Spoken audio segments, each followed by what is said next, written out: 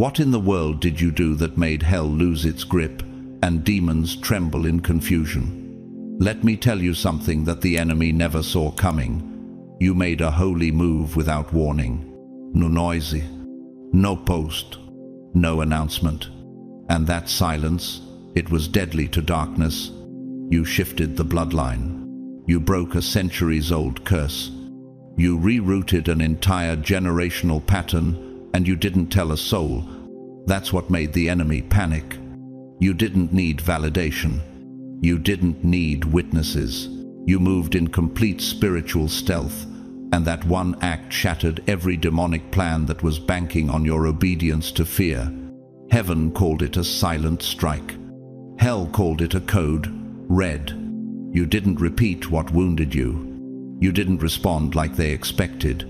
You did something that hadn't been done in your bloodline for generations, and you did it while no one was looking.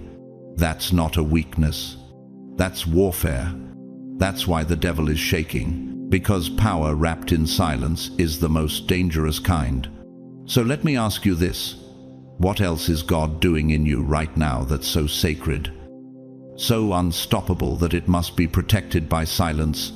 If this word already hits your spirit like a divine alarm, comment 777 below to confirm your breakthrough is real. And from the depths of my heart, thank you to every single one of you who has supported this mission through Super. Thanks, your faith is not unseen, and your sacrifice is fueling something eternal. But listen, we're not done. What's about to unfold next will prove why your silence wasn't a weakness. It was spiritual sabotage against hell's entire agenda. Keep watching. What comes next will leave you speechless. God's chosen ones. The devil panicked because you did this without telling anyone.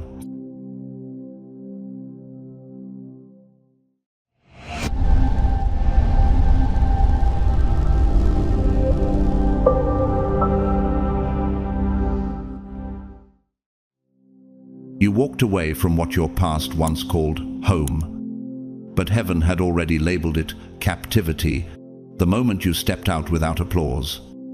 Without a crowd cheering you on, realms shifted. A quiet yes in your soul became the catalyst for generational realignment. Most people think spiritual cycles are shattered through noise, but the kingdom doesn't operate on volume. It responds to frequency. And your frequency changed. What else in your life has been waiting for your internal yes before it can manifest outwardly? You didn't scream for deliverance. You simply aligned. And alignment, not performance, is what moves heaven. That trembling decision you made in private, perhaps while wiping away tears or questioning if it even mattered, was heard in the throne room. It pierced through spiritual legalities and cancelled contracts signed in your bloodline, but never in your spirit. Just like Esther, who risked everything with one silent step into the king's court. Your unseen obedience carried the authority of nations. Esther 4:14. And while it may not have looked like deliverance to others, heaven saw it as warfare. That emotional torment you had normalized, that cycle of guilt that replayed like background music in your soul, that wasn't discipline. It was a deception cloaked in religious shame. Romans 8:1 tells us, "There is therefore now no condemnation for those who are in Christ Jesus." That voice accusing you daily was never heaven's voice. It was a generational echo, waiting for someone bold enough to say, "This ends with me." As you rejected the lie, perhaps silently, internally, stubbornly, the chain didn't just loosen, it snapped. That was the moment of divine expiration. You were never meant to carry shame that wasn't even yours. What systems are crumbling because you finally refused to bow to what once called itself normal when you realigned? The consequences rippled outward. The relationships that suddenly felt foreign, the invitations that stopped coming, the silence from those who once fed off your pain, None of it was random. You became like Moses in Hebrews 11:24-27, choosing to suffer for truth rather than be celebrated in falsehood. And in that decision, your spiritual authority activated.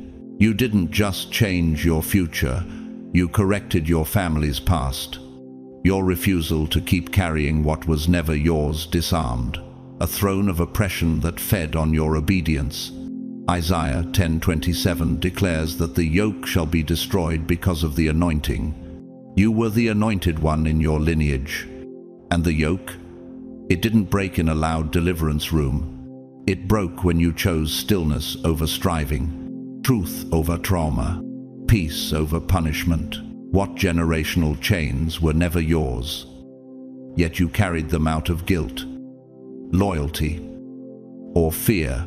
There is a hidden architecture in the spirit, a design of divine blueprints. When you said yes to healing, you activated construction in the unseen. The architect of heaven began rebuilding what trauma once buried. The scaffolding of lies began to collapse. You thought you were just healing, but in truth, you were dismantling a stronghold built over centuries. And yet, while some watched in confusion, heaven knew exactly what you were doing. Just like the woman with the alabaster jar in Luke 7:37-38, uninvited, judged, and misunderstood you, broke the pattern. You poured out something costly. And though others questioned your method, Jesus called it beautiful. Those who mocked you have now gone quiet. Why? Because your transformation proved their narrative was hollow. They called you a problem, but your peace exposed their projection, and not everyone could handle that. And what if you've already broken them? Simply by choosing peace over performance. As a real-life reflection of this truth, let's recall Ernesto Ciroli, a development expert who once believed solutions came from giving poor communities outside help. But after witnessing consistent failure, he shifted entirely. He stopped speaking for people and started listening. You never help someone by doing for them what they can do for themselves. He said, your story mirrors that shift. You stopped fighting everyone's spiritual battles and began honoring your own process. And that's when everything began to work. By contrast, look at Frank Abagnale, a gifted con artist who faked identities, careers, and trust across nations. At first, his intelligence seemed impressive, but in time, his house of lies caught up. He spent years in prison, his legacy reduced to cautionary tales. No matter how charismatic the lie, truth always has the final say. His downfall proves this. Anything built on deception eventually collapses under its own illusion. You, on the other hand, built in stillness. You realigned without performance. You became dangerous, not because you were loud, but because you were true. You didn't walk away empty-handed. You walked away crowned. And now, God is handing you the pen to write a legacy of freedom. No more chains. No more silence. No more guilt for what you've outgrown. The old script expired the moment you aligned. Rise now. Chosen one. This is your permission slip to walk into freedom with no apologies. Here's the part no one dares to tell you. There are ancient spiritual patterns that outlive generations, cycles so subtle, so familiar, that most people live under them without even knowing they exist. They operate like invisible weather systems, pulling entire families into storms they never caused. And heaven, in its divine wisdom, often lets them run their course, unless someone stands still long enough to break them. Not with force, not with perfection, but with purity. What if you were the one your entire bloodline had been waiting for someone pure enough to interrupt the cycle with stillness instead of spite? And that's exactly what happened. Maybe it wasn't even a dramatic moment. Maybe it looked like nothing to everyone else. A pause, a sigh, a closed mouth when you could have cursed, a step back when your pride wanted to lunge forward. But in the spirit realm, that tiny act became a tectonic shift. God saw what others missed. Heaven recorded what earth ignored. You didn't post about it. You didn't perform it. But heaven watched you choose love over ego, silence over revenge, healthy boundaries over toxic loops. And that was the moment the pattern cracked. The entire system designed to bait you into another cycle short-circuited because your response no longer matched the blueprint. What if one holy hesitation carries more spiritual weight than 1,000 shouted victories? That single pause sent a shockwave through the realm of the spirit. It was as if you broke an echo that had been bouncing across your family line for decades. You didn't just say no to the drama, you reset the frequency. And when frequencies shift, atmospheres obey. Just as in the story of Jesus in the wilderness, Luke 4:1-13, you were tested by voices, offering you quick power and ego victories, but instead of feeding your flesh, you answered with stillness. You endured what most people escape, and in that wilderness of decision, you came out not just alive, but anointed. Jesus left the desert in the power of the Spirit. And so did you. Could it be that your silence wasn't weakness, but a trumpet call to heaven that you were ready for more? Romans 12:21-16. Do not be overcome by evil, but overcome evil with good. That's not just a principle, it's a prophecy. Your quiet goodness overcame a system that had overcome others before you. Your refusal to stoop became your spiritual rising. Nature understands this type of victory. The glacier, slow, silent, but powerful enough to carve valleys and reshape continents. It doesn't rush, it doesn't retaliate, but its stillness has authority. That's what you became, a spiritual glacier, an unstoppable force wrapped in holy stillness. What if your pause, your restraint, was the very proof that God could now trust you with power that wouldn't poison your purpose? And here's where everything changed. God, who honors alignment over appearance, interrupted the script. The next chapter of your life was scheduled to unfold a certain way, but heaven tore the page out because your internal decision rewrote the outcome. You were no longer reacting from wounds. You were responding from wholeness, and that signal pierced the atmosphere. This one is ready not for survival, but for spiritual authority. As it is written in Psalm 75:6-7, promotion comes neither from the east, nor from the west, nor from the south, but God is the judge. He puts down one and sets up another, and this was your promotion. But not the kind that's seen first in titles or platforms. This was the invisible coronation, the kind where God gives you dominion over yourself, your mind, your lineage. The skies shifted for you because heaven knew your soul had shifted. In cinema, we're reminded of how sacred restraint can change everything. In the 1996 European Christian film La Voix est libre, The Way is Clear, a former radical chooses peace over vengeance, telling a young boy, "There are wars we win by refusing to fight them." That line wasn't just poetic, it was prophetic. And in your case, it was fulfilled. Luke 16:10 says, "Whoever can be trusted with very little can also be trusted with much."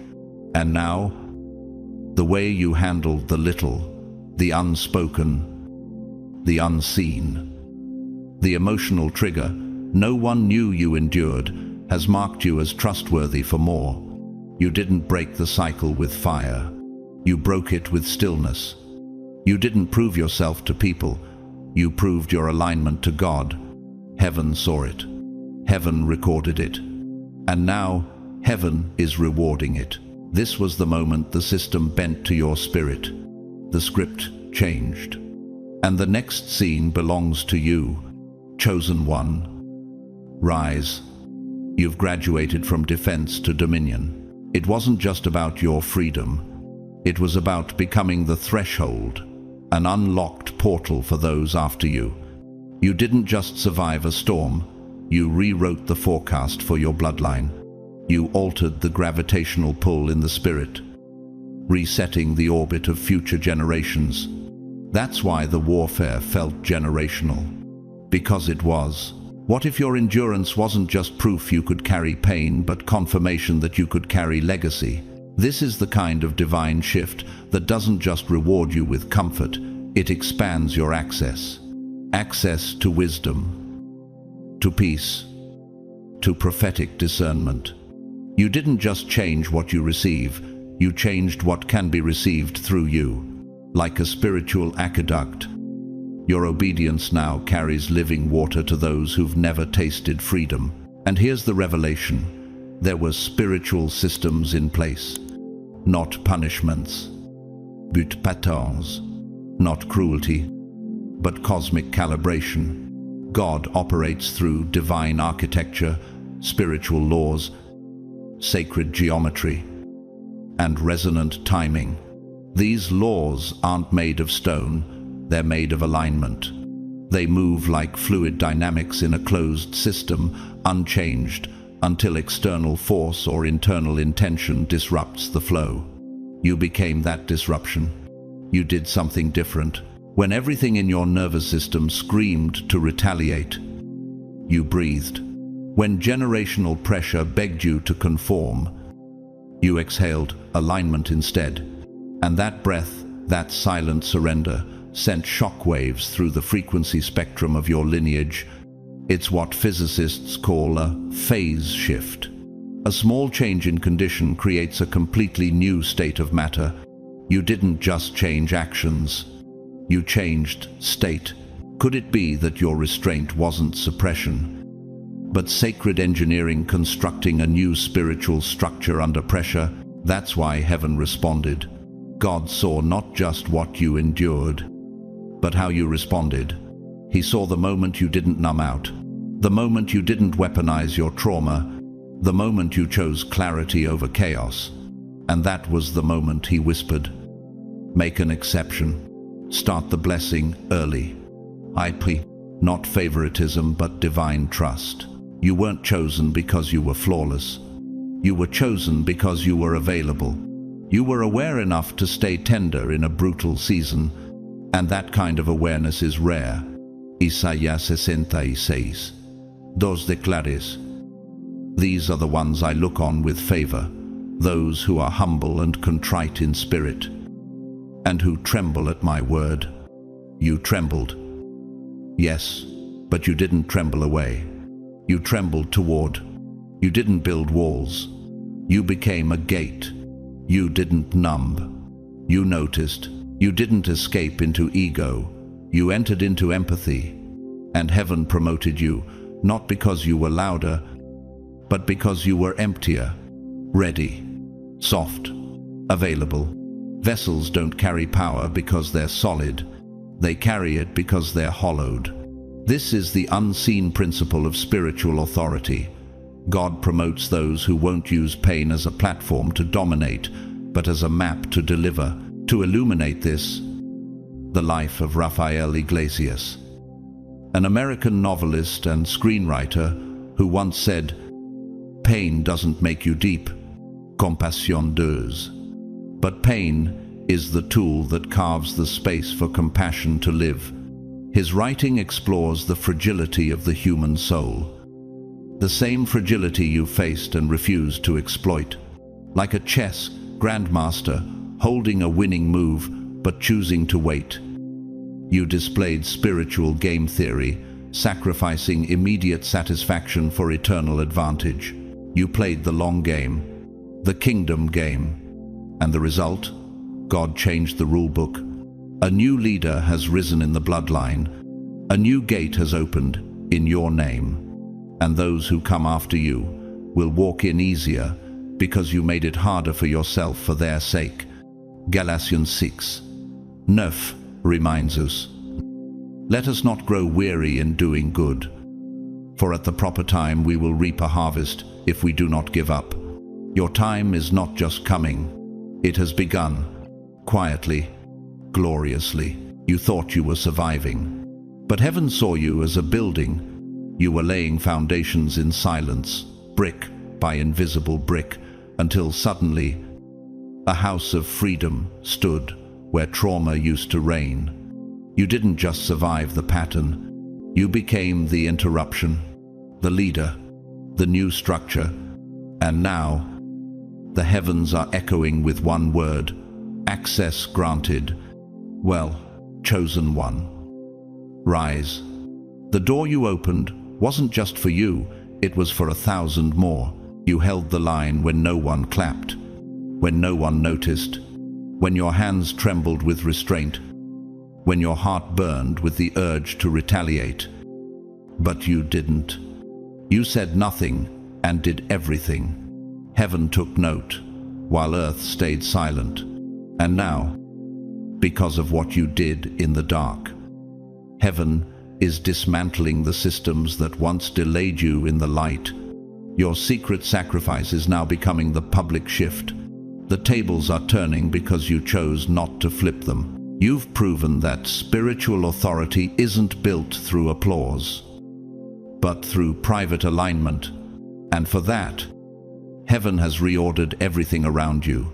Have you ever wondered if your obedience in isolation carried the power to rearrange bloodline outcomes? The patterns that used to drag you back, those emotional undercurrents that made you repeat what you swore you'd never become, they're losing power now. Not because they disappeared, but because you did. You disappeared from the spiritual grid that once hosted them. You're not in the same place anymore. You're not under it. You're above it.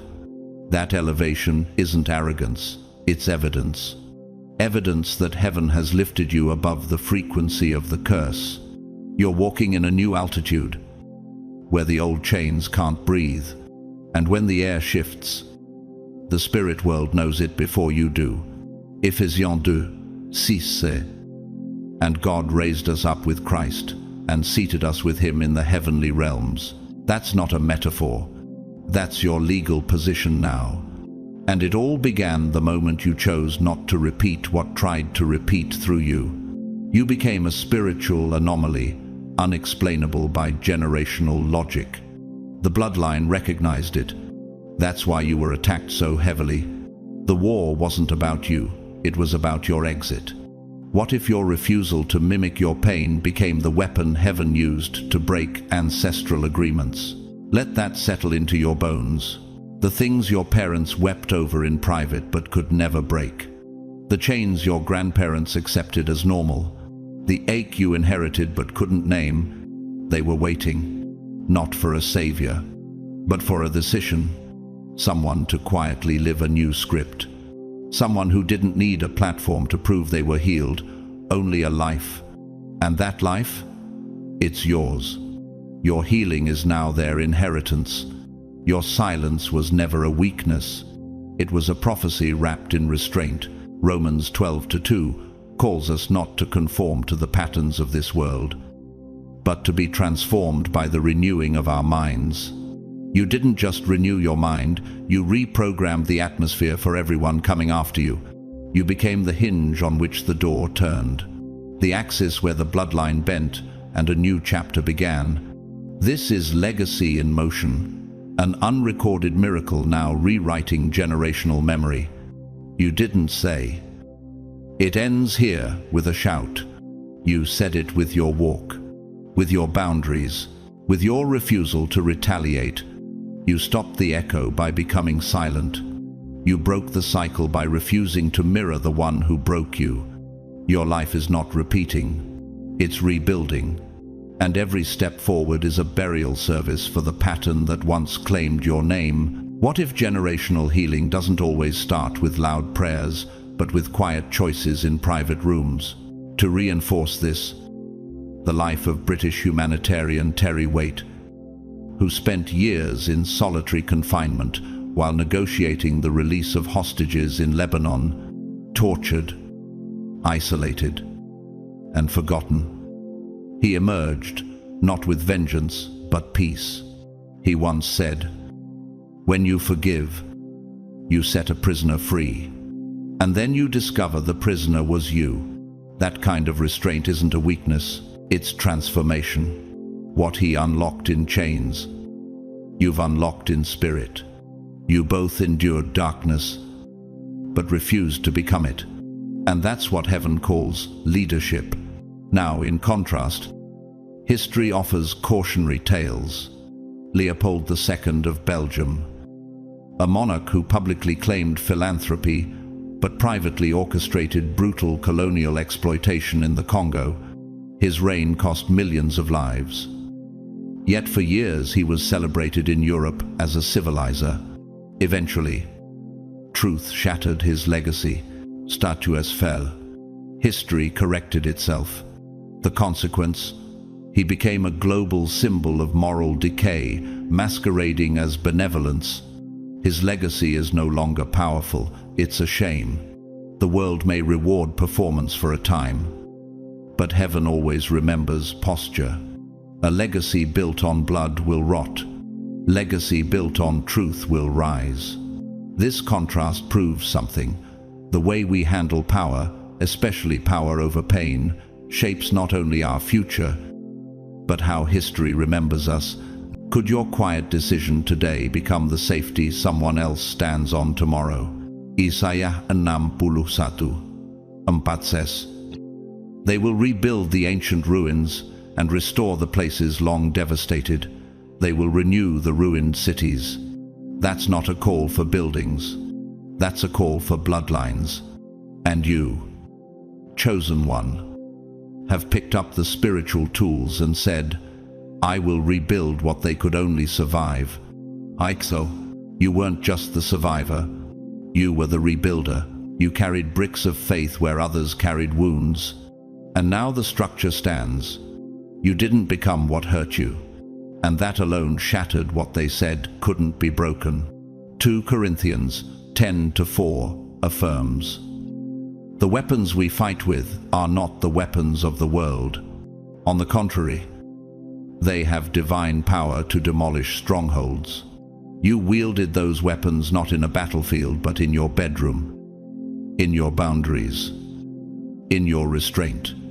That was your war, and you won. But here's the part they don't understand. You didn't just win for yourself, you won for everyone connected to your name. This is how bloodline redemption begins. Quiet, steady, holy. You didn't need to scream to break the cycle. You just needed to not become what broke you. And now, what once ran in your blood ends with you. The delay has been reversed. The repetition has no more access. The echo has been silenced. And in its place, clarity has risen. You were the interruption. You were the one. And heaven has honored your walk with a new path. Chosen one. Rise. Because now the silence is speaking. For you, you walked away from something old. Something that was once familiar, even comfortable in its dysfunction. You didn't just leave a habit, you exited a system. And in doing so, you stepped into a covenant that's been waiting for generations. One not forged in pain, but in prophecy, not built through inheritance, but activated by obedience. Have you noticed how your footsteps feel louder in this new space? Even though no one else hears them. That's because you're not walking on common ground. You've stepped into territory your ancestors only prayed to glimpse. Their tears softened this soil. Their cries cracked the ceiling. But it's you who now walks it. And as strange as it seems, this isn't foreign. It's sacred. There's no map here. No footsteps to trace. You're pioneering something that has no earthly manual, and that's why it feels quiet. Not empty, just uncharted. Because the old noise of fear, shame, Approval seeking has faded. You're finally breathing the oxygen of freedom. It's unfamiliar because it's clean. Joshua 1:3 says, "Every place that the sole of your foot shall tread upon, that have I given unto you." That promise wasn't metaphorical, it's architectural. As you move forward, spiritual structures are rising beneath you. You don't see the foundation yet, but the kingdom does. And it's responding. Could it be that your confusion is proof you're in a place no one around you was ever equipped to describe? This isn't the kind of elevation that announces itself with noise. This is the kind that comes with stillness, sacred stillness. The kind that says, "This doesn't look like a breakthrough, but it feels like rest." You're not running anymore. You're walking with the weight of new responsibility, like mist after rainfall. This next season arrives, soft but heavy, and Isaiah 43:19 whispers, "See, I am doing a new thing, now it springs up. Do you not perceive it?" Your perception might not have caught up to your spirit yet, but the earth beneath you already knows. The air already feels different. Your presence is shifting atmospheres, whether you understand it or not. What if this silence is not emptiness, but holy insulation protecting what's just begun to form? Nature itself confirms it. When a snake sheds its skin, it doesn't roar, it retreats. The transformation is not dramatic. It's slow, quiet, and necessary. And in that stillness, something ancient is left behind, while something divine takes shape. You're shedding a past identity without knowing the full image of the new one yet, but the process is holy. The shedding is sacred. Psalm 46:10 says, "Be still and know that I am God." Stillness isn't stagnation, it's a strategy. God is reorienting your spirit before he reintroduces you to the world. What if you're not lost? You're just in transit between who you were and who heaven says you are. This is the in-between, the cocoon, the slow turning of seasons before the buds bloom. And the quiet, it's not punishment, it's preservation. Heaven silenced the external noise, so your internal frequency could recalibrate. You are not in hiding, you are hallowing. Cinema has glimpsed this holy paradox. In the 2011 French Christian film Des Hommes et des Dieux, of Gods and Men, a monk facing death in Algeria says quietly, "I am not afraid of death. I am afraid of the unknown joy that awaits me on the other side." That kind of peace doesn't come from explanations, it comes from revelation. And you, chosen one, are walking through that threshold now. Romans 8:18 promise. The sufferings of this present time are not worthy to be compared with the glory that will be revealed in us. You've been through enough fire. Now comes the forming. You're being shaped for glory, not just relief. And the beautiful tension is this: you're still tired. You're still wondering, was that even a big deal? Because trauma never lets you celebrate too soon. But grace knows when the shift already happened. Could it be that the battle is over? Even if your emotions haven't caught up yet, because whether you feel it or not, the atmosphere around you has already changed. You carry a different charge now. Environments submitted, patterns loosen, the heavens record, and the enemy retreats not because you roared, but because you walked differently. This isn't confusing. This is construction. This isn't a delay. This is divine disorientation before the reveal. You're not going back. You're not stuck. You're not lost. You're in the space where new systems are born and old ones fall away. Chosen one, rise. The stillness around you is not silence. It is sacred applause. The people who once triggered you now feel distant, not just geographically, but spiritually, like their emotional tether to your soul has finally snapped without ceremony. And the most surprising part? You didn't even realize it had broken until they tried the same manipulative dance, and nothing in you responded. No emotional charge. No need to defend. No unraveling spiral of overthinking. Just stillness. What once sent you into hours of mental noise now echoes into a space that simply doesn't receive it anymore. It's not that you block them out, it's that you've grown beyond the frequency where their chaos can land. Their words are the same. But your nervous system doesn't flinch. That's not numbness. That's sovereignty. You used to spiral at the first sign of misunderstanding. Now, you pose. You used to explain yourself until your throat ached with invisible desperation. Now, your silence says everything. You used to brace for conflict, rehearsing rebuttals in your head before a word was even said. Now, you walk away before the fight even begins.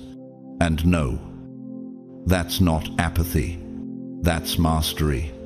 Not the kind taught on stages or applauded by the crowd, but the kind that is born in the sacred trenches of self-regulation and spiritual discipline. Proverbs 27:6. The one who has knowledge uses words with restraint. And whoever has understanding is even-tempered. You've become even-tempered not because life got quieter, but because you finally stopped giving your energy to what can't grow with you. The storm still rages. But now you're in the eye of it. You're not just surviving, you're seated. You've entered the atmosphere of spiritual maturity, where triggers dissolve not because they disappeared, but because you no longer feed them. Could it be that your detachment isn't abandonment, but divine insulation from the places you've outgrown? The change didn't come with fireworks. It came with micro-decisions. You recalibrated in silence. You healed in unseen places. And heaven responded not to your noise, but to your nervous system's surrender. Picture it like this: a hallway in your soul lined with doors. Each one leads to an old identity: people-pleasing, needing to be liked, over-explaining, shrinking, or performing. You used to walk into those rooms daily, unaware. But now you just walk past them. You see the handles, but your hand doesn't reach anymore. The hallway hasn't changed, but the inhabitant has. Romans 6:14 says, "For sin shall no longer be your master, because you are not under the law, but under grace." That includes emotional slavery too. You're not pacing anymore. You're walking on purpose. You no longer enter the doors that dishonor your peace. You pass by them, steady and unshaken, because you know that explaining yourself to someone committed to misunderstanding you is spiritual leakage. The hallway of your soul has been remodeled. You didn't just shut the doors. You took the keys back. What if spiritual maturity isn't avoiding temptation, but outgrowing the need to dignify it? The shift, though invisible on the outside, is structural within. In architectural terms, you've undergone a retrofit, not superficial paint or decoration, but load-bearing reconstruction. You've become earthquake-resistant. The triggers are still there, but the foundation beneath you no longer shakes. That's not luck. That's engineering. Timothy Vianus 17 reminds us, "For God has not given us a spirit of fear, but of power and of love and of a sound mind." And that sound mind, that's the real breakthrough. You didn't earn it in a revival room. You forged it in text messages left unread, in arguments never engaged, in energy you refused to waste. And that's what makes this transformation sacred. It happened in ordinary moments, away from applause, rooted in private choices that no one will ever fully understand but God. You didn't broadcast your change, you embodied it. And heaven doesn't need to see the video reel. I already wrote the testimony. Could it be that you're not walking away from people, but walking toward peace that can no longer afford to be compromised? That you're not escaping, you're ascending? To grasp the weight of this, Sister Nathalie Becquois, a French nun and the first woman in history granted voting rights in the Vatican Synod, when asked about her resistance in a male-dominated hierarchy, she replied quietly, "Silence can be a prophetic act, sometimes. What we refuse to say becomes more powerful than what we speak." That's your life now, not reactive, prophetic.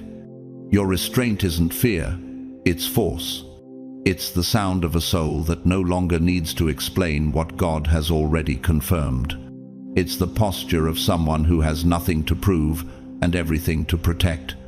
Isaiah 30:15 says, "In repentance and rest is your salvation. In quietness and trust is your strength." And now, in that quietness, you're becoming stronger than you've ever been. You're no longer performing, you're presiding, not from a throne of pride, but from a seat of peace. You're not avoiding, you're discerning. You're not hiding, you're being hidden. You've become the silence the enemy can't decode, the stillness that speaks louder than confrontation ever could. And you carry a presence now that words can't match. This is your confirmation. The hallway is no longer full of triggers, it's lined with locked doors. And you hold the only key. And if you're wondering what all this inner transformation means in the spirit, hear this. It means heaven is trusting you with power that doesn't shout.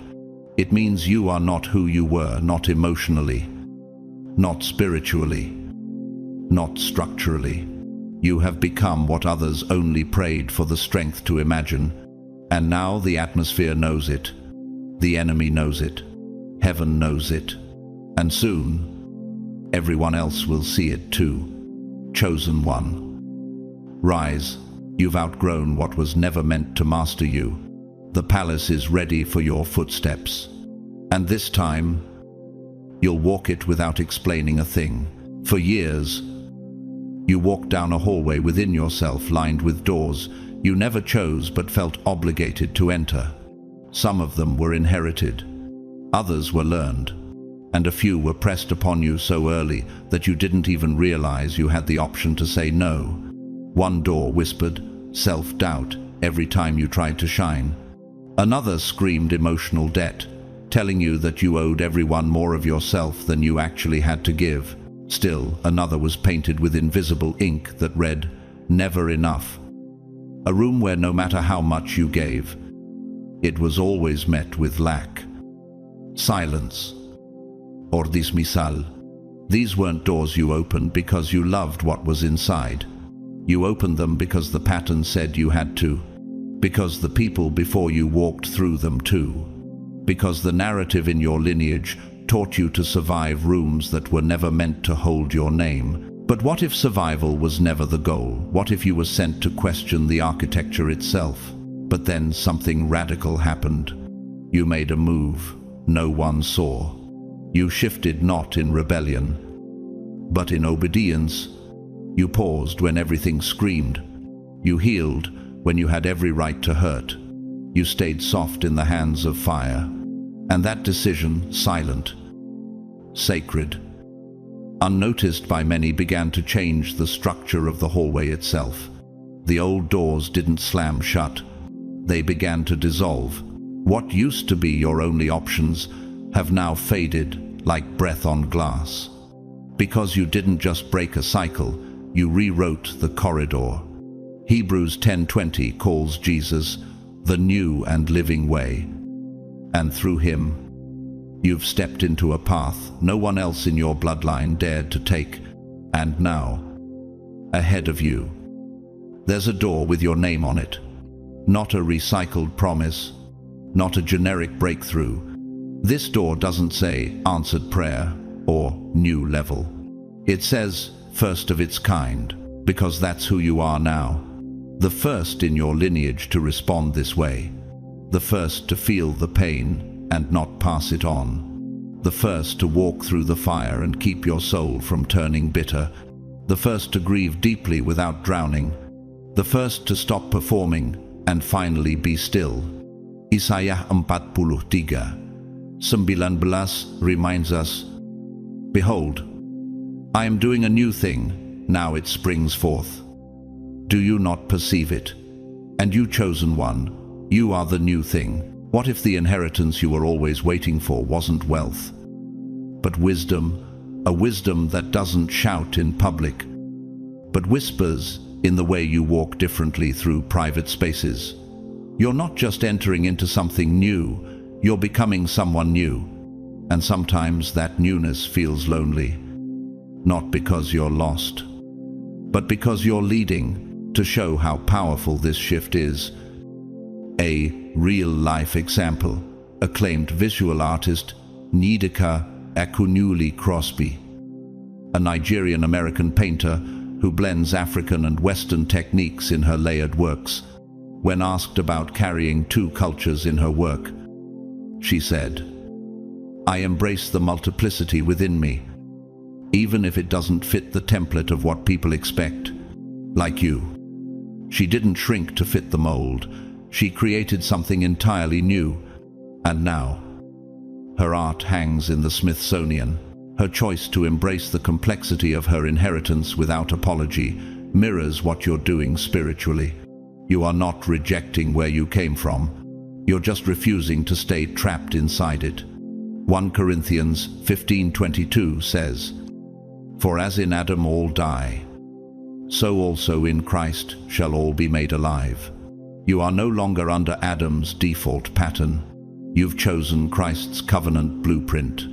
And with that choice, you became the interruption that your bloodline has been crying out for. Your obedience is now an architectural act, one that heaven is using to build a completely different future. Could it be that you weren't just delivered for yourself, but also as a doorway for those behind you who still don't know how to come out? Now, in contrast, history has also shown us what happens when people cling to old patterns at any cost.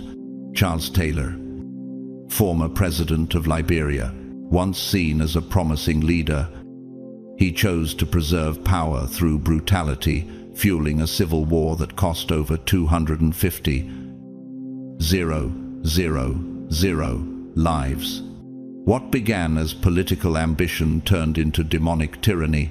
In the end, he was sentenced to 50 years in prison by an international court. His refusal to surrender the system not only destroyed his legacy, it destroyed generations. That's the cost of keeping old doors open when heaven is trying to build something new. Deuteronomy 30:19 says, "I have set before you life and death, blessing and curse. Now choose life, so that you and your children may live." That choice was never meant to be loud. It was meant to be lasting. And you've made it.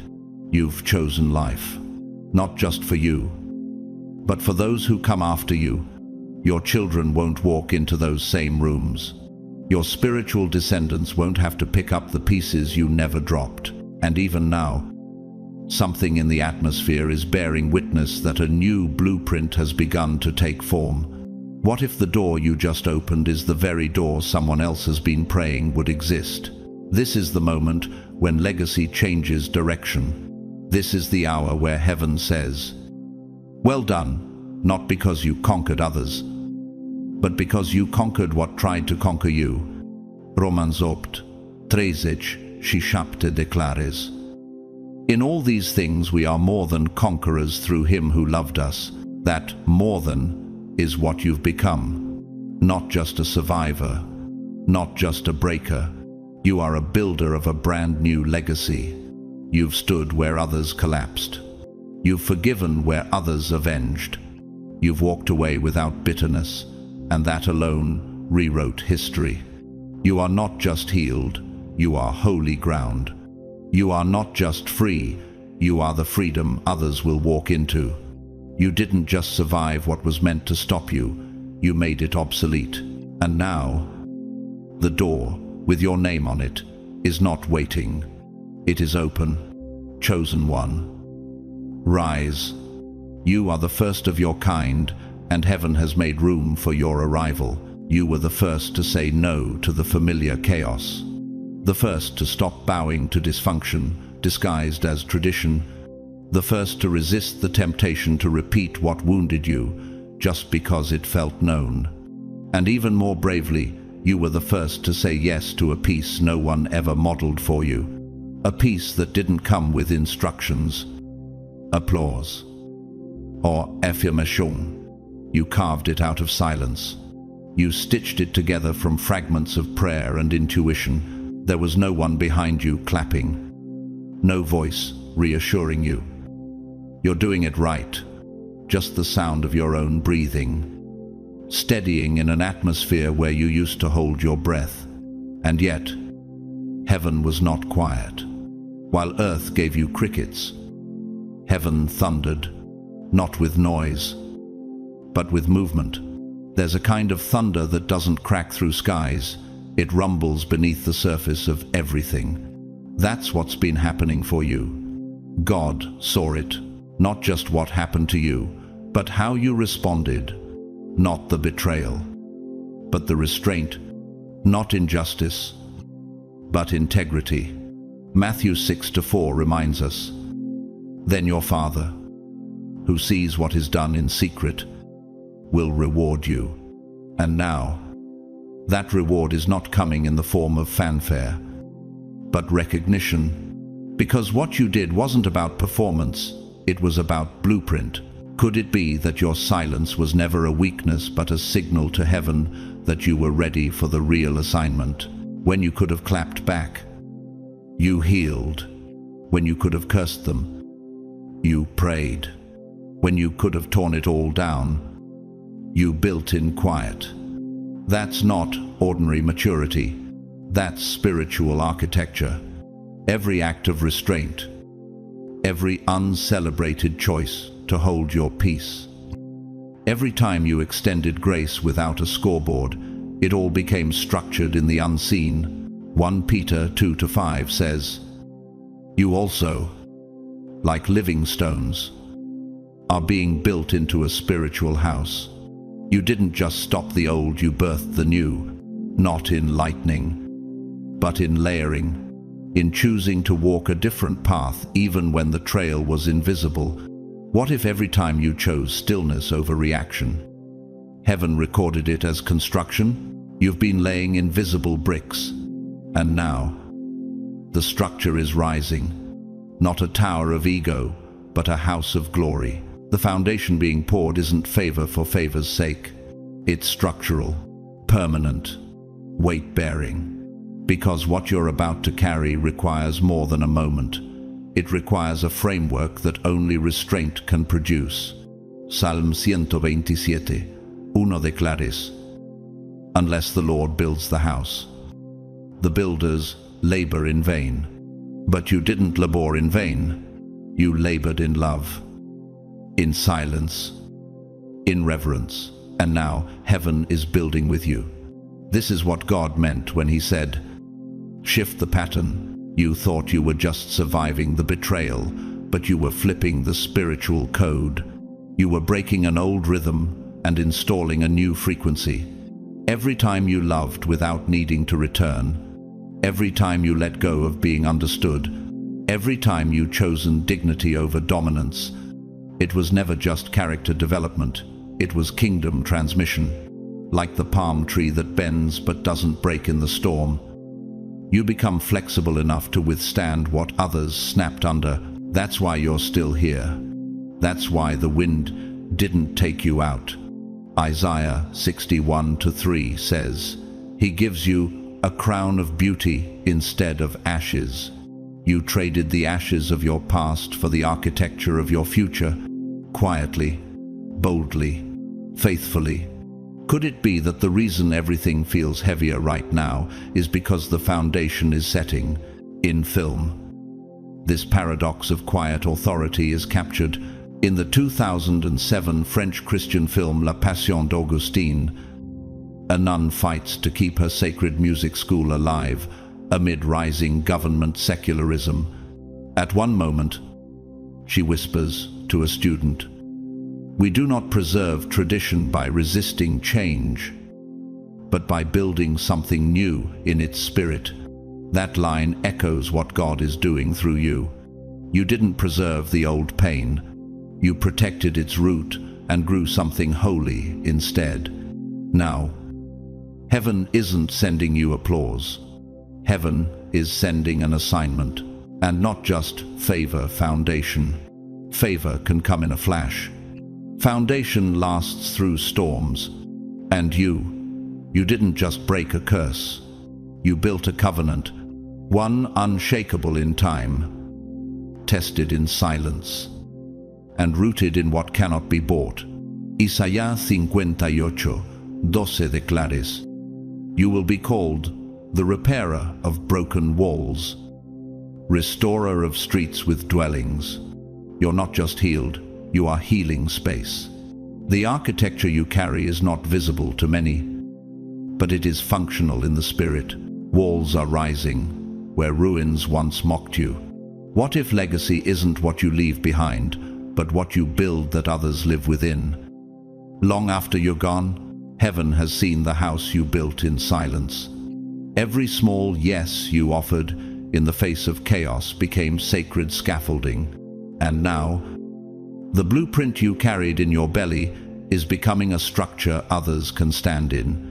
This isn't just restoration, it's a revelation. You didn't just protect your peace, you created spiritual property. And now, God is saying, welcome to your foundation. Step in and rise. Chosen one, this is not just favor, it's inheritance. Walk boldly. The house is ready. You've become a spiritual landscape, a living terrain shaped not just by your decisions, but by your resistance, your resilience, and your radical compassion. Others will now walk through territory freely that you paid for with silence, endurance, and obedience. This isn't a metaphor, it's infrastructure. There are dimensions that have opened not through might, but through mercy. You paved a road through the unseen and unknowable, not with shouts or weapons, but with surrender. And now, your life is echoing in realms you cannot see, not as noisy, as permission. Permission for others to choose differently. Permission to believe healing is possible. Permission to live without shame. Could it be that your obedience created resonance in the spirit, amplifying frequencies that trauma once tried to mute? You've become the living interruption in a generational broadcast of fear, and your very being now tells a story louder than your words. You're not just a survivor, you're the evidence that the cycle could stop without screaming, that love could rewrite anger, that inner peace could become a louder witness than generational pain. Romans 12:21 reminds us, do not be overcome by evil, but overcome evil with good. And you did exactly that without needing applause, vengeance, or validation. Now, the shift that began in spirit is breaking into the physical realm. It's not a theory anymore.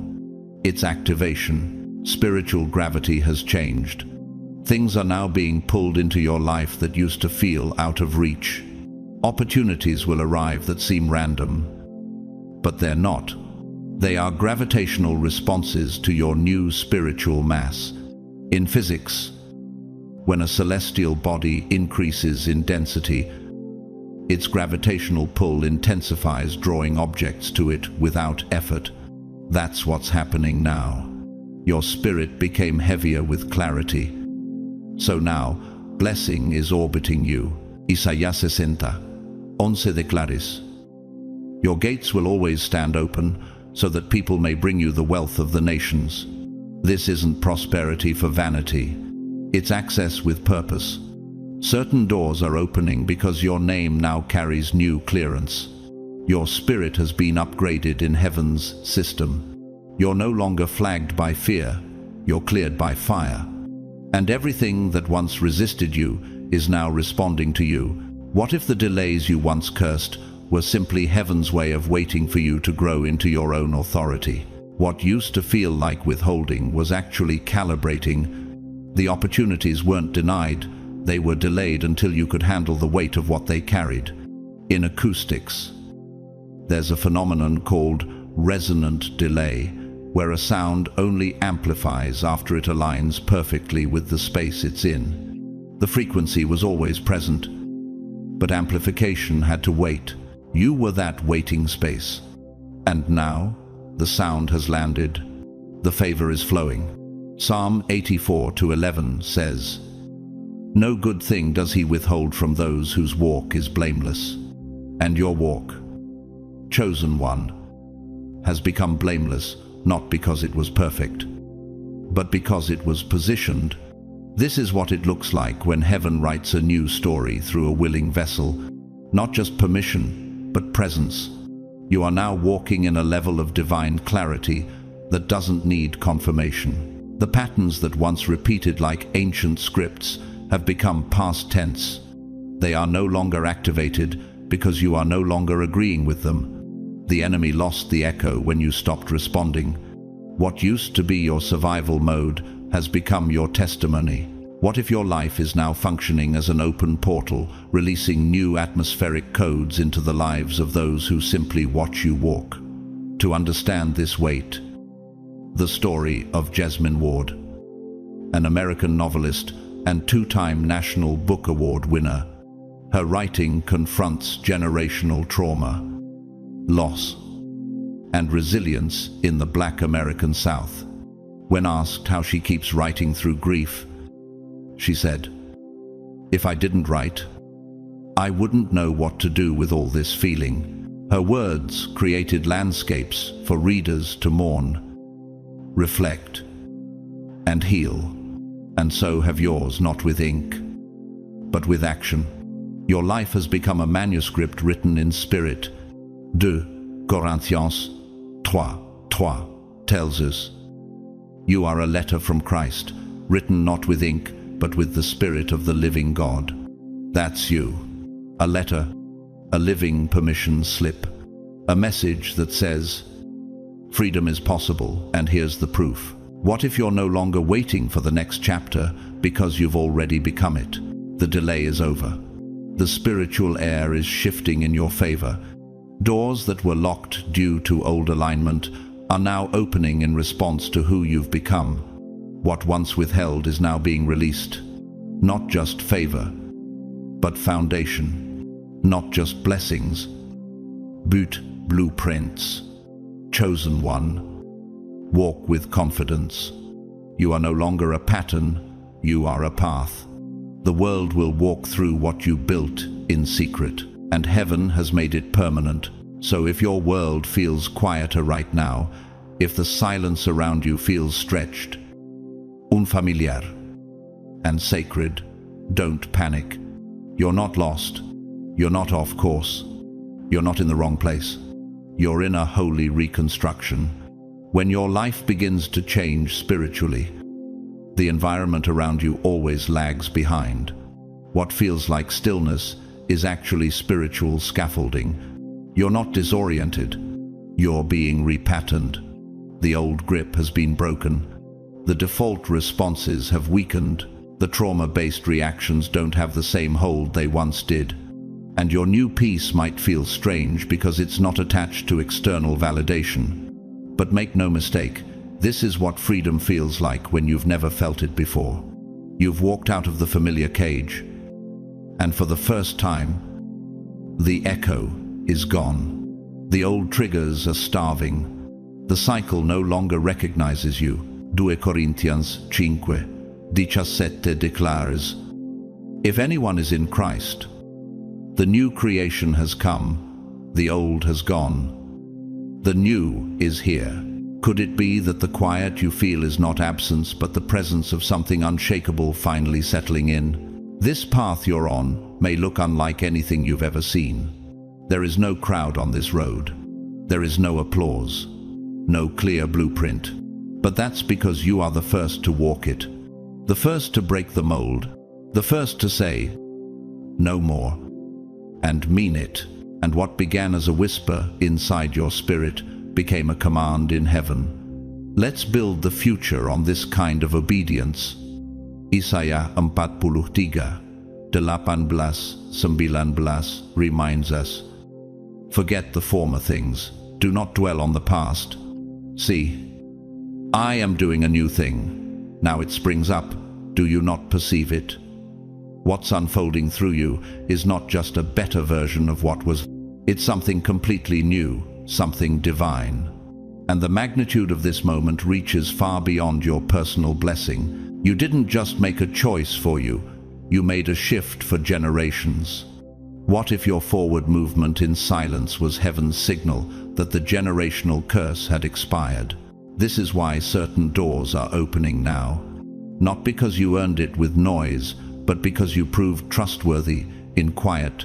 Because you forgave when no one said sorry. Because you rebuilt where others abandoned. Because you listened to the whisper of the Spirit instead of the shouts of your emotions. Romans 2:6 reminds us. God will repay each person according to what they have done.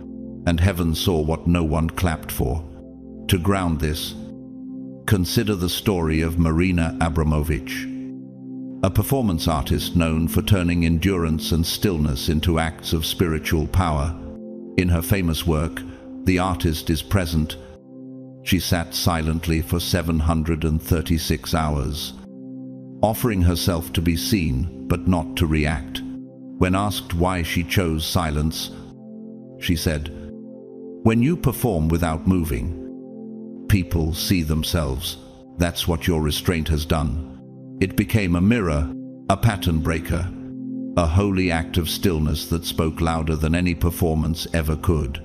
And by contrast, let's not forget what happens when people choose ego over transformation. Take Bernie Madoff, once hailed as a genius investor, he built the largest Ponzi scheme in history, valued at over $65 billion. He had chances to stop, to confess, to shift. But he didn't. His refusal to change not only destroyed thousands of lives, it devoured his own legacy. He died in prison, alone. His name, now a permanent cautionary tale. His empire collapsed because it was built on deception. Yours is rising because it's being built on truth. Galatians 6:9 encourage-us. Let us not grow weary in doing good, for at the proper time we will reap a harvest if we do not give up. You didn't give up. You gave it to God. You surrendered the battle you could have fought and became the vessel through which heaven declared, "Enough." Could it be that you're standing in the middle of the very harvest your ancestors didn't believe was possible? And now, here's what's next. You're not just going to receive favor, you're going to carry spiritual credibility.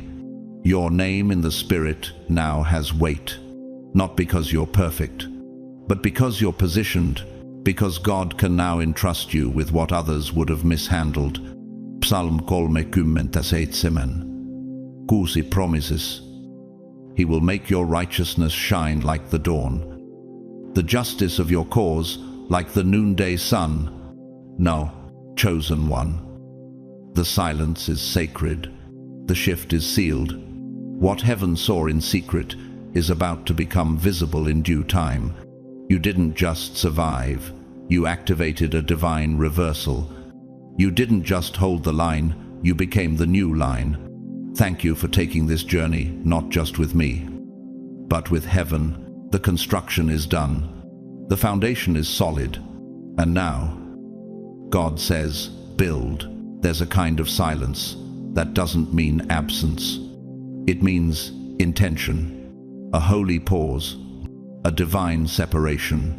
Not for reaction, but for refinement. What you're feeling right now, this disconnection, this stillness, this season of being set apart, isn't punishment. It's preparation. When God reshapes someone for a calling that is generational, He often begins by removing the noise, like a caterpillar sealed in a cocoon. You are hidden not because you are forgotten, but because transformation requires solitude. No one interrupts the seed beneath the soil because they know something is growing, even if it can't be seen yet. Could it be that your current silence is the soil of your next supernatural bloom? Jesus, before launching into His public ministry, was led by the Spirit into the wilderness, Luke 4:1, not into a crowd, not into a platform, but into a place of isolation, so that He would emerge with power. That same Spirit is guiding your detour. You didn't fall off, you were pulled aside. And now, the question arises, what if your current isolation isn't punishment, but prophecy? What if the withdrawal is not from people but into presence, when God wants to do something through you that has never been done in your family line before? He must first do something within you that has never been experienced. This isn't about disconnection from the world. This is about reconnection with heaven's blueprint. You're not in exile. You're in an encounter, just like Moses at the burning bush, where everything ordinary turned into holy ground. Exodus 3-5. Your current stillness is where God reveals the next instructions. Nature shows us this truth in unexpected ways. Did you know that certain species of Arctic moss only bloom once every 20 years, but when they do, they sustain entire micro-ecosystems? In the same way, your slow season isn't wasted. It's storing power. Your delay has depth. You are not behind. You are being made into a shelter for generations. What if your silence is not weakness, but sacred architecture being formed under pressure? And in this silence, you're not alone. Heaven is speaking, even if softly. The wind doesn't scream at the tree, it shapes it. The moon doesn't compete with the sun, it reflects light on its own schedule.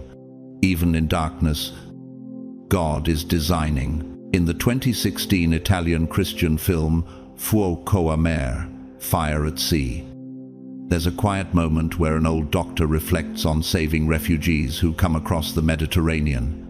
He says, to help someone survive, you must sit with them in their pain before you lift them from it. That is what God is doing with you now. He is sitting with you, not rushing your process, not demanding a performance. Just remain until you are ready to rise. This is not the end of your story. This is the sacred, silent in-between, where new frequencies are being tuned, new patterns are being set, and old identities are being stripped away. Do not despise this stillness. God speaks most clearly in the wilderness. He shapes most powerfully in the pause. And now the heavens wait for your next yes. Not the loud kind, the surrendered kind. The quiet agreement that says, even here, I trust you. The kind of yes that Abraham whispered when he left everything familiar, Genesis 12:1. The kind of yes that Mary carried when she said, let it be unto me according to your word, Luke 1:38. This is where legacy begins, not with a shout, but with surrender. In a world that glorifies speed, stillness can feel like failure. But heaven's math doesn't measure momentum the way the world does. What looks like a pause in your life might be heaven adjusting your frequency. When an orchestra is tuning before a grand performance, the silence isn't confusion, it's coordination. That's what's happening to you. You're not off track. You're being recalibrated.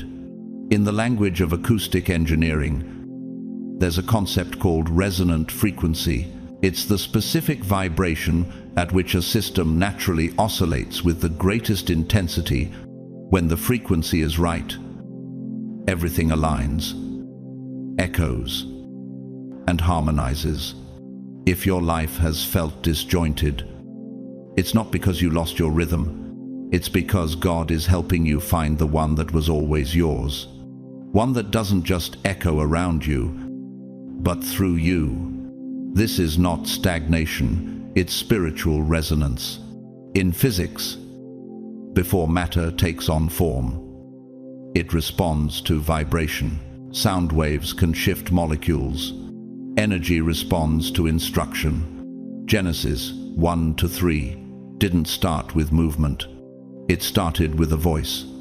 And God said, "Let there be light." The voice carried the vibration. The vibration created the shift. The shift formed the world. Could the same thing be happening in your soul right now? You feel unseen not because you're irrelevant, but because you're being etched like a blueprint in architectural design. Before the first brick is laid, the drafts go through layer upon layer of revision. Load-bearing walls must be calculated. Foundation stress must be measured. If one angle is misjudged, the whole structure risks collapse. That's why God is not rushing your process. He's reinforcing your framework. Psalm 127:1 reminds us, "Unless the Lord builds the house, the builders labor in vain." You're not behind. You're being built differently. And when something is being built differently, it demands a different level of patience, precision, and privacy. Take, for example, the story of Zaha Hadid, one of the most visionary architects of our time.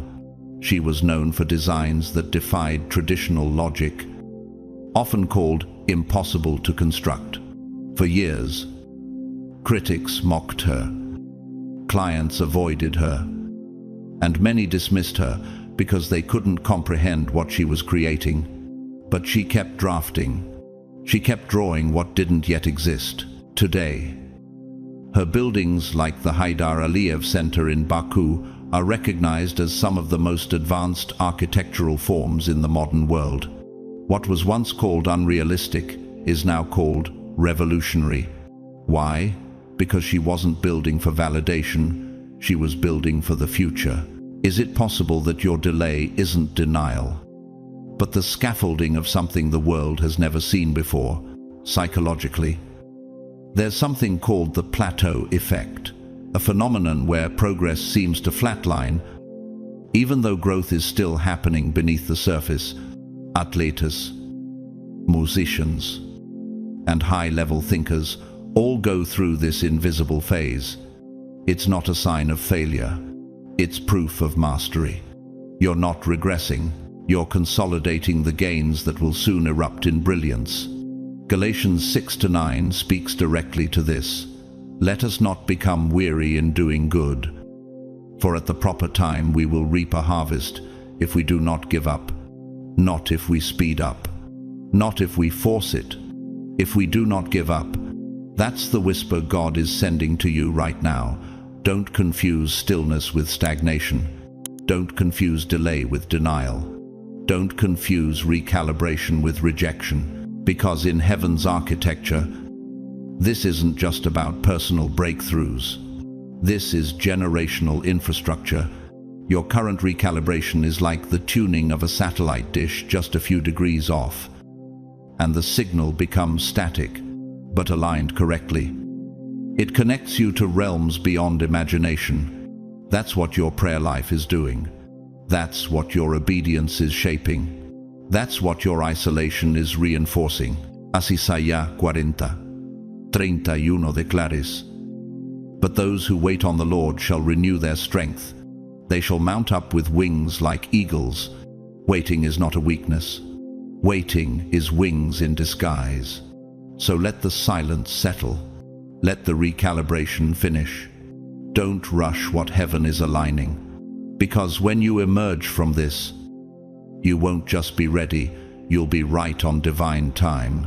There are moments when obedience looks like weakness to the world. Moments when walking away from the familiar isn't applauded, it's questioned. But what they didn't see is what your yes did in the unseen realm. You didn't just obey a command, you interrupted an entire pattern. A pattern that ran through bloodlines like rivers of silence, fear, avoidance, and pain. Most people inherit dysfunction and call it normal. But something in you paused the cycle. You could have passed it down. You had every reason to become what hurt you. But instead, you chose to become what healed you. The voice they tried to silence in you is now roaring in the spirit realm. Can you feel the shift? Can you sense how heaven is rearranging the atmosphere around your obedience? Even the air around you has changed temperature. This is no small matter. Because spiritual cycles don't break because of intention, they break because of action. The Israelites wandered for 40 years, not because God abandoned them, but because they didn't obey the instructions for transition. Numbers 14:33, -34. But you listened. You stayed when it was easier to run. You forgave when bitterness would have been more satisfying. You chose obedience when comfort whispered compromise. In the world of art, Brazilian sculptor and visionary creator Lygia Clark once said, "Art is the only possibility of living," but she didn't just mean paint and clay, she meant expression, truth, divine interruption. Like Clark, who defied artistic norms to birth something raw and holy through abstraction. Your obedience wasn't sterile. It was disruptive. It was alive. It didn't fit the mold, but it remade the mold. And yet, the cost was real. You wept in silence. You were misunderstood. You were labeled too sensitive, too much, too intense. But what if your intensity was actually holy fire? What if your refusal to shrink was never about rebellion, but redemption? Let's not forget what disobedience has cost others. Klaus Zumwinkel, the former CEO of Deutsche Post, was once one of Germany's most respected executives.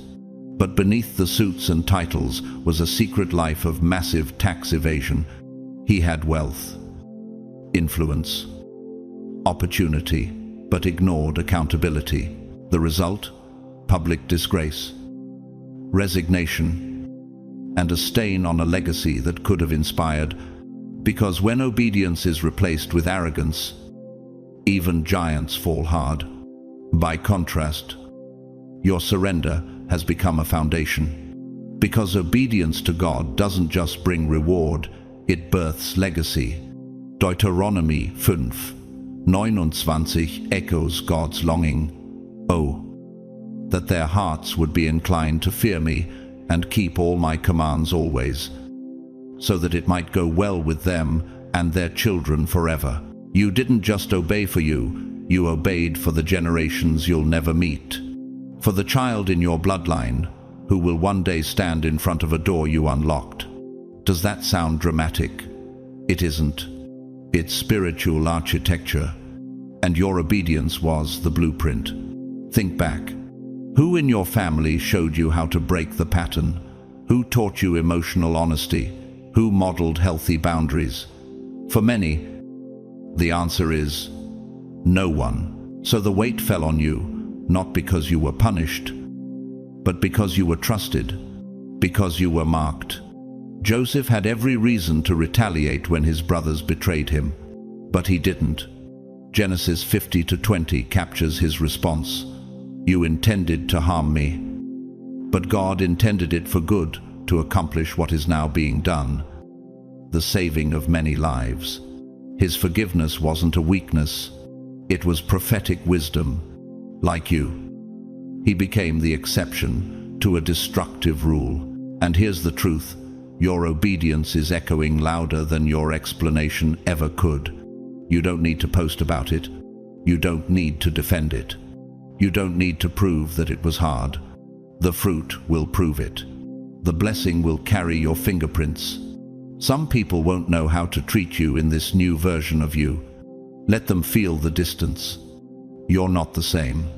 The silence they thought was retreat was actually refinement. The pause they mocked was your training ground. Isaiah 30:15 reminds us, "In repentance and rest is your salvation. In quietness and trust is your strength." You didn't just grow, you outgrew the place they thought you'd never leave. And now, the sky has shifted. The terrain is different. The same spiritual storm that would have drowned the old you has no power over you. Because you're not just walking in obedience, you're walking in dominion. You're not just surviving, you're disrupting. And heaven is building something on your obedience that generations will drink from. You didn't just follow the command, you rewrote the consequence. You didn't come this far by accident. You were handpicked by heaven to confront what others ran from, to dismantle what others normalized, and to become what others only dreamed of. Your obedience wasn't just a moment, it was a movement, a holy interruption. And now, everything around you is beginning to respond to that obedience. Atmospheres shifting, doors aligning, people noticing without knowing why. It's not them, it's the spiritual resonance of your yes. Even if they never applaud you, even if they never understand the war you fought in silence, God saw it all. And now, legacy is rising from the very ground where you once wept. You're not rebuilding what broke, you're building what's never existed before.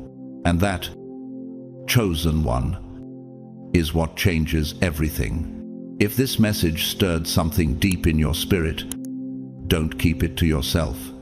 Presses like to anchor your agreement in the digital realm. Share it with someone you know is quietly fighting to be free. Drop a comment, especially if this describes a part of your journey you've never put into words. Your story might be the permission someone else has been praying for.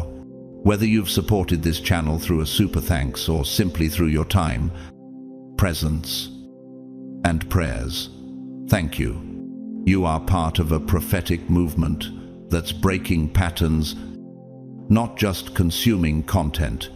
You're not just watching, you're walking in it. May heaven honor your obedience. May peace flood every room you enter. May your name carry divine resonance where it was once rejected. And may you walk boldly in what God is now building through you. This isn't the end of your story. It's the beginning of your legacy. God bless you. We rise together.